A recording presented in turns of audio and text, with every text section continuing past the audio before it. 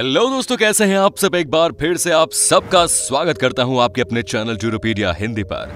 आज हम आपको जिस देश या यूं कहें कि जिस द्वीप के बारे में बताने जा रहे हैं वो काफी अलग है।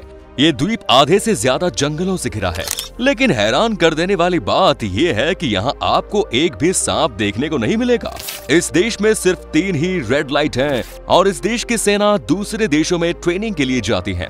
यहाँ के मसालों का कोई जवाब नहीं है भाई। अमेरिका इस देश का सबसे बड़ा बिजनेस पार्टनर है। साथ ही साथ इस देश में कछुओं की ऐसी प्रजाति पाई जाती है जो देखने में किसी भयानक जानवर की तरह लगती है। साथ ही यहाँ एक ऐसा अंडर वाटर पार्क है जिसमें इंसानों की तरह दिखाई देने वाली मूर्ति लगाई गई है। टूरिस्ट के बीच में भी ये देश काफी पॉपुलर है। दोस्तों, आज हम बात कर रहे हैं ग्रेनेडा की। तो देर किस बात की साहब, अपना सीट बेल्ट बांध लीजिए अच्छे से और निकलते हैं दुनिया के सबसे खूबसूरत आइलैंड देश ग्रेनेडा की एक शानदार सफर पर। ग्रेनेडा वेस्ट इंडीज में कैरेबियन सागर में ग्रेनेडाइंस द्वीप श्रृंखला के दक्षिणी छोर पर बसा एक देश है। सेंट जॉर्ज देश की राजधानी होने के साथ साथ सबसे बड़ा शहर भी है। ग्रेनेडा को द आइलैंड ऑफ स्पाइस के नाम से भी जाना जाता है। इस देश की ऑफिशियल लैंग्वेज है अंग्रेजी, जबकि यहाँ की भाषा में कुछ हद तक फ्रेंच एसेंट भी देखने को मिलता है। ग्रेनेडा एक छोटा सा देश है जिसमें कैरेबियन के एक बड़ा द्वीप और 6 छोटे द्वीप शामिल है।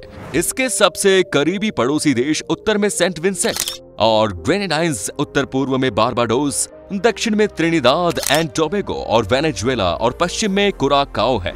कैरेबियन में यह शांत ज्वालामुखी द्वीप अपने हैरान कर देने वाले समुद्र तटों, हरे भरे जंगलों और प्रसिद्ध अंडर वाटर ब्यूटी के लिए जाना जाता है। आप लोगों को शायद ही पता होगा कि इस द्वीप और देश का नाम कई बार बदला गया है। दरअसल क्रिस्टोफर कोलंबस ने 1498 में इस द्वीप की खोज की थी और इसका नाम कॉन्सेप्सियन रखा था। उसके 1 साल बाद रिसर्च करने वाले लोगों का एक और झुंड द्वीप से गुजरा और नाम बदलकर मेयो कर दिया गया।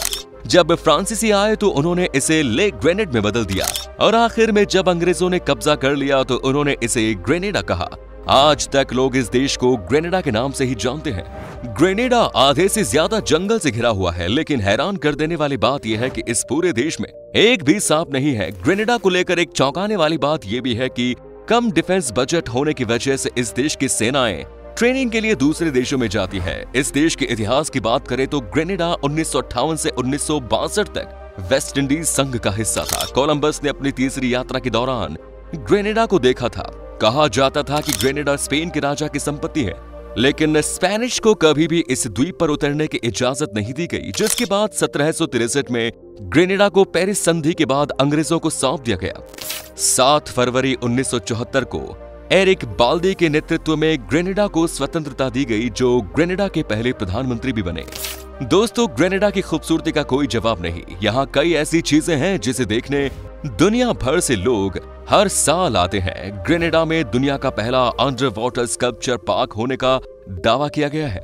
मोलिनेरे अंडर वाटर स्कल्पचर पार्क समुद्र तट पर 65 से अधिक मानव मूर्तियों का एक तरह का कलेक्शन है। इस पार्क को मई 2006 में देखने के लिए खुला था।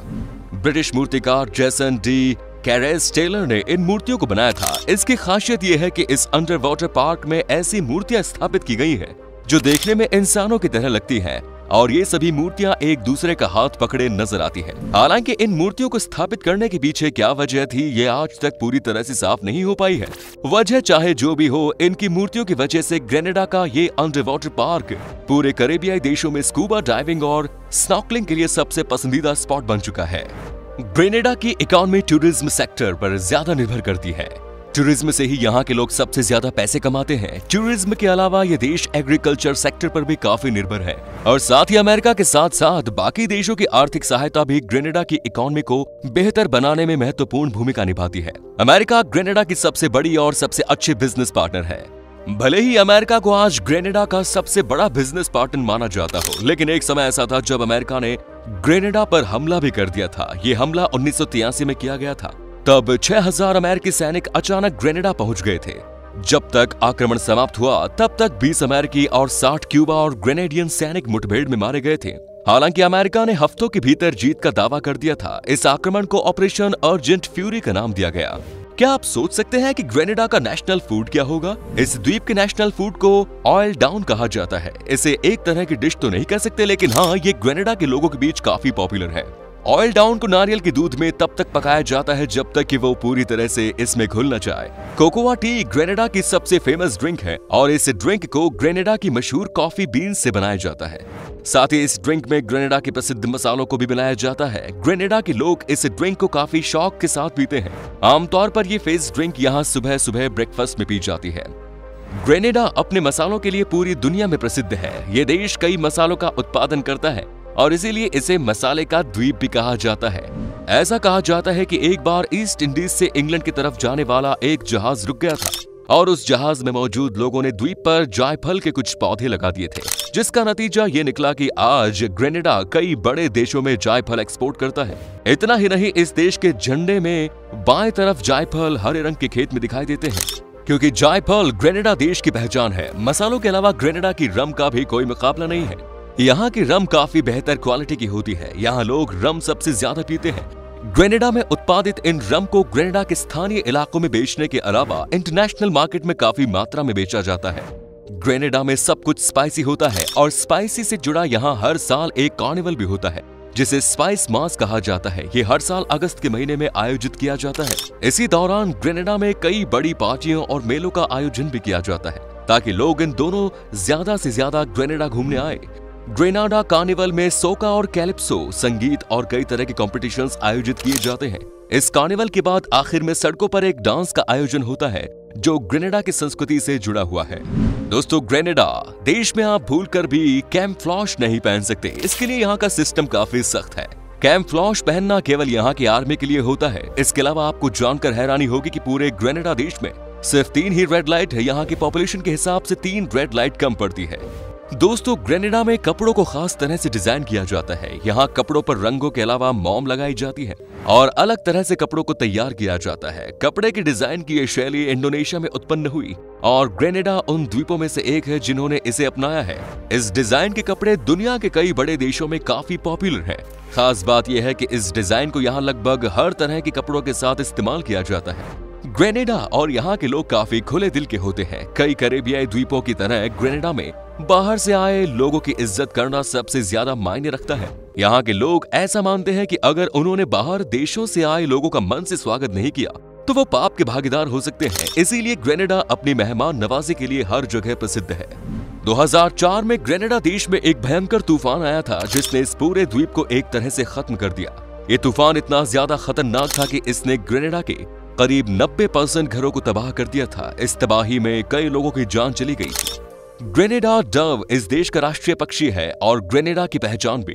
हालांकि अब ये एक गायब होने वाले पक्षियों की सूची में शामिल है। पूरी दुनिया में इन पक्षियों की 100 से भी कम प्रजाति जंगलों में दिखाई देती है। इसके साथ ही दोस्तों, ग्रेनेडा में कछुओं की ऐसी प्रजाति पाई जाती है जो देखने में किसी भयानक जानवर की तरह लगती है। इन कछुओं को लेदर बैक टर्टल्स कहा जाता है। इनका वजन 600 किलो तक का होता है जबकि लंबाई 2 मीटर तक होती है। ये विशाल कछुए डायनासोर के समय के हैं और आज की दुनिया में सबसे भारी जीवित रेप्टाइल्स में से एक। कैरेबियन दुनिया के एकमात्र स्थानों में से एक है जहां पूरे साल गर्म मौसम ही देखने को मिलता है।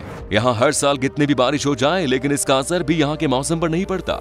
यही वजह है कि गर्म मौसम पसंद करने वाले लोगों के लिए ग्रेनेडा फेवरेट टूरिज्म स्पॉट मानी जाती है। इसके अलावा ग्रेनेडा की गिनती सबसे हरे भरे कैरेबियन द्वीपों में की जाती है। यहाँ ऐसी व्यवस्था की गई है कि अगर पूरे साल भी बारिश हो तो लोग यहाँ आकर ट्रैकिंग का मजा ले सकते हैं। जैसा कि हमने आपको पहले ही बता दिया था कि ग्रेनेडा जंगलों से घिरा हुआ है। ऐसे में आप यहाँ किसी भी कोने से जंगली यात्रा की शुरुआत कर सकते हैं। दोस्तों, ग्रेनेडा में एक ऐसी झील है जिसकी गहराई का अंदाजा आज तक कोई भी नहीं लगा पाया। यानी किसी को नहीं पता कि ये झील कितनी गहरी है। इस झील को ग्रैंड एटोंग के नाम से भी जाना जाता है। इसको लोच नेस मॉन्स्टर का घर भी कहा जाता है और ये भी कहा जाता है कि इस झील में कई जलपरियों को भी तैरते हुए देखा गया है।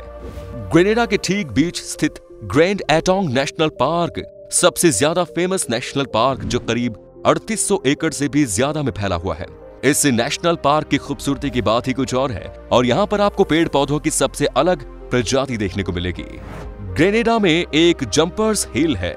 इसको ये नाम तब मिला जब ग्रेनेडा के शुरुआती निवासी कैरिब का फ्रांस ने पीछा किया और जो द्वीप पर काबू करने की कोशिश कर रहे थे।